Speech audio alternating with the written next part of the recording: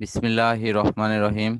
আসসালামু আলাইকুম প্রিয় শিক্ষার্থীরা, আশা করছি পরম করুণাময় আল্লাহ তাআলার রহমতে তোমরা যে যেখানে আছো ভালো আছো। আজ আমি আমাদের প্রতিষ্ঠানের অনলাইন শিক্ষা কার্যক্রমের অংশ হিসেবে উচ্চ মাধ্যমিক শ্রেণীর পদার্থবিজ্ঞান দ্বিতীয় পত্র চলতরিৎ নিয়ে আলোচনা করছি। আলোচনার শুরুতেই আহ কোষের অভ্যন্তরীণ রোধ এবং তড়িৎ চালক বল এই অংশটি নিয়ে আলোচনা সূচনা করছি।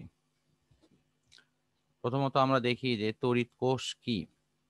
যে যন্ত্রের সাহায্যে রাসায়নিক শক্তিকে তড়িৎ শক্তিতে রূপান্তর করা যায় সেটিকে বলা হয় তড়িৎ কোষ। আমরা এরপর দেখব তড়িৎ বর্তনী। যে বদ্ধ পথে কোনো সিস্টেমে তড়িৎ সরবরাহ হয়, সেই তড়িৎ চলাচলের সেই বদ্ধ পথটি হলো তড়িৎ বর্তনী। এরপর আমরা দেখব হলো তড়িৎ প্রবাহ। দুইটা ভিন্ন চার্জে চার্জিত বস্তুর মধ্যে যদি আমরা সরু তার দ্বারা সংযুক্ত করি এবং সেই তারটি যদি পরিবাহী হয়, তাহলে তার মধ্য দিয়ে তড়িৎ প্রবাহিত হয়। এখানে আমাদের প্রশ্ন স্বাভাবিকভাবে হতে পারে যে তড়িৎ প্রবাহ মানে আসলে কিসের প্রবাহ? এটি কি ধনাত্মক আধানের প্রবাহ না ইলেকট্রনের প্রবাহ? আমরা উভয় দিক থেকে এটিকে সংজ্ঞায়িত করি। উচ্চ বিভব থেকে ধনাত্মক আধান নিম্ন বিভবের দিকে সঞ্চালিত হয়, এটিকে তড়িৎ প্রবাহ হিসেবে আমরা জানি। কিন্তু ইলেকট্রন প্রবাহিত হয় প্রচলিত তড়িৎ প্রবাহের বিপরীত দিকে, অর্থাৎ এটি নিম্ন বিভব থেকে উচ্চ বিভবের দিকে। শিক্ষার্থী বন্ধুরা, তোমরা নিশ্চয়ই জানো যে তড়িৎ আবিষ্কারের প্রায় 100 বছর পর ইলেকট্রন, প্রোটন, নিউট্রন যখন রসায়নবিদদের মাধ্যমে আবিষ্কৃত হলো, তখন আমরা তড়িৎ প্রবাহের প্রকৃত রহস্যটি জানতে পারি। কিন্তু ততদিনে এই তড়িৎ প্রবাহ নিয়ে আমাদের যে সমস্ত তড়িৎ বিজ্ঞান কেন্দ্রিক বই রচিত হয় এবং মহান বিজ্ঞানীরা এর উপর গবেষণা করে তারা বই পুস্তক রচনা করে গিয়েছেন এবং তারা অলরেডি সে সময় মারাও গিয়েছেন অনেকে। তাদের রচিত বইগুলো শত শত বিশ্ববিদ্যালয়ে সারা বিশ্বে পড়ানো হচ্ছিল। সুতরাং সেই বইগুলোকে আর নতুন করে সংশোধন করা হয়নি এবং সেটিতে উল্লেখ করা আছে তড়িৎ প্রবাহিত হয় উচ্চ বিভব থেকে নিম্ন বিভবের দিকে, এবং এটি যেরকম তাপমাত্রা উচ্চ তাপমাত্রার বস্তু থেকে নিম্ন তাপমাত্রার বস্তুতে গমন করে, ঠিক তেমনি তড়িৎ উচ্চ বিভব থেকে নিম্ন বিভবের দিকে গমন করে। কিন্তু পরবর্তীতে যখন আমরা দেখতে পেলাম যে তড়িৎ প্রবাহ আসলে ইলেকট্রনেরই প্রবাহ, সুতরাং সেক্ষেত্রে আমরা দেখতে পাই যে ইলেকট্রন নেগেটিভ ভোল্টেজ অর্থাৎ নিম্ন বিভব থেকে একটি উচ্চ বিভব সম্পন্ন বস্তুর দিকে সঞ্চালিত হয়। সুতরাং কোনো পরিবাহীর মধ্য দিয়ে নির্দিষ্ট দিকে এই চার্জের প্রবাহটি হলো তড়িৎ প্রবাহ।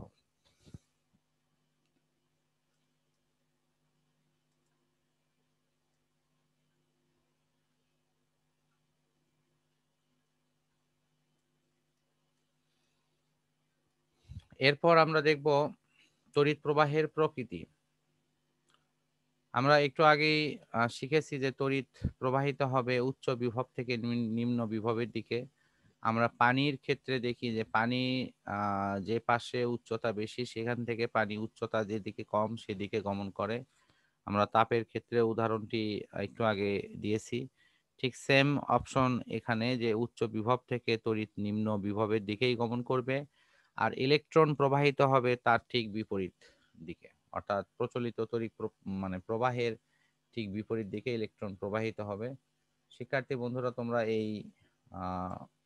এই বিষয়টি এখানে একটু লক্ষ্য করো, তাহলেই আশা করি তোমরা বুঝতে পারবা যে প্রচলিত তড়িৎ কোন দিকে প্রবাহিত হয় এবং ইলেকট্রন কোন দিকে প্রবাহিত হয়। আমরা এরপর দেখব অ্যাম্পিয়ার কাকে বলে।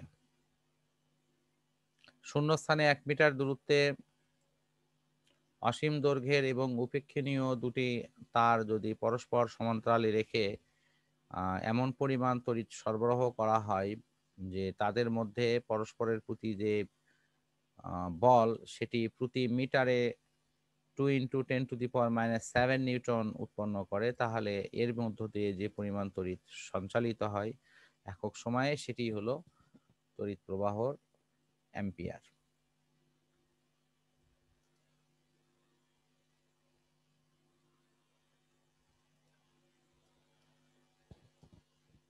এরপর কুলম্ব। কোনো পরিবাহীর মধ্য দিয়ে 1 অ্যাম্পিয়ার তড়িৎ যদি প্রতি সেকেন্ডে সঞ্চালিত হয় তাহলে তার যে কোনো প্রস্থচ্ছেদের মধ্য দিয়ে এই সময় যে পরিমাণ চার্জ সঞ্চালিত হবে সেটি হবে হলো কুলম্ব।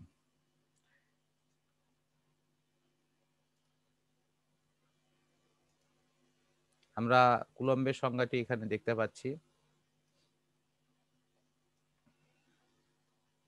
এরপর দেখব হলো তারণ বেগ। কোনো পরিবাহীর মধ্য দিয়ে মুক্ত ইলেকট্রনগুলো যে গড় গতিবেগে সঞ্চালিত হয় যার ফলে তড়িৎ প্রবাহ সৃষ্টি করে, সেই গড় গতিবেগকে কি বলা হয় হলো তারণ বেগ।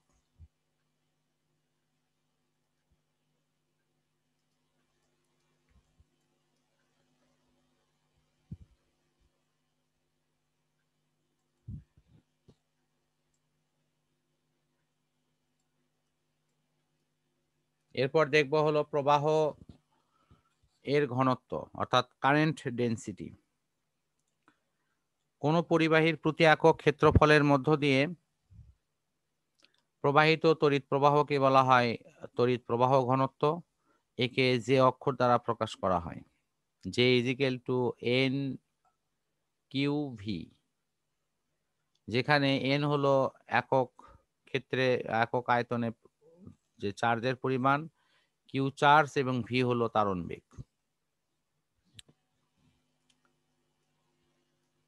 এরপর কোষের অভ্যন্তরীণ রোধ। প্রত্যেকটা কোষের মধ্য দিয়ে তড়িৎ প্রবাহের সময় সেখানে রাসায়নিক বিক্রিয়া সংঘটিত হয়, ফলে ওই রাসায়নিক বিক্রিয়া সংঘটনের সময় ওর ভিতরে থাকা বিভিন্ন রাসায়নিক পদার্থগুলো তড়িৎ প্রবাহের ক্ষেত্রে বাধা সৃষ্টি করে। আর এই বাধাটি হলো ওই কোষের জন্য অভ্যন্তরীণ রোধ। এই অভ্যন্তরীণ রোধের জন্য তড়িৎ প্রবাহে মানে ওই ব্যাটারি বা ওই তড়িৎ উৎসের একটি শক্তির একটি অংশ সেটি অপচয় হয়। এই জন্য এখানে যে বিভব পতন হয় সেটিকে অভ্যন্তরীণ বিভব পতন হিসেবে আমরা অভিহিত করে থাকি। তো কোন কোষে কতটুকু অভ্যন্তরীণ রোধ সৃষ্টি হবে সেটি ওই কোষের অভ্যন্তরীণ গঠন এবং কাঠামোর উপর এটি মূলত ডিপেন্ড করে। সাধারণত ড্যানিয়েল ও লেকলেন্সেসের যে কোষের তুলনায় সঞ্চয়ী যে সীসা সঞ্চয়ক যে কোষ, তাদের অভ্যন্তরীণ রোধ কিন্তু অনেক কম হয়ে থাকে। শিক্ষার্থী বন্ধুরা, তোমরা নিশ্চয়ই এই বিষয়গুলো প্রতি খেয়াল রাখবা এবং এগুলো নৈবেত্তিকে আসার কিন্তু সম্ভাবনা থাকে।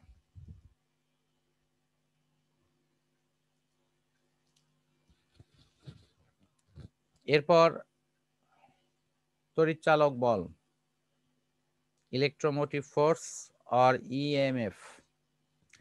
একক চার্জকে কোষ সহ সমস্ত বর্তনী ঘুরে আনতে যে পরিমাণ কাজ করতে হয় সেটি হলো তড়িৎচালক বল বা ইএমএফ।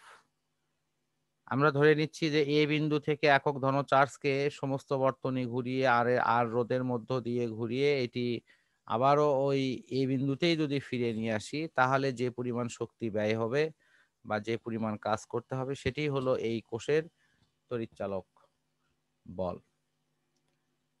তড়িৎচালক বল E=W/Q। তড়িৎচালক বলের একক হলো ভোল্ট। সাধারণত কোনো সিস্টেম খোলা রাখা অবস্থায় ওই ব্যাটারি দুই প্রান্তে যে বিভব পার্থক্য পেয়ে যাব সেটি হলো তড়িৎচালক বল। আর সিস্টেমকে অন রাখা অবস্থায় আমরা এখানে অবশ্যই যে বিভব পার্থক্য সেটি কিন্তু ভিন্ন হবে। তো শিক্ষার্থী বন্ধুরা, আমরা পরবর্তী ক্লাসে এই তড়িৎচালক বল এবং অভ্যন্তরীণ রোধের মধ্য দিয়ে তড়িৎ প্রবাহের সময় এখানে কি সম্পর্ক রক্ষা করে এটি সঞ্চালিত হয় এই বিষয়টি নিয়ে আমরা আলোচনা করব।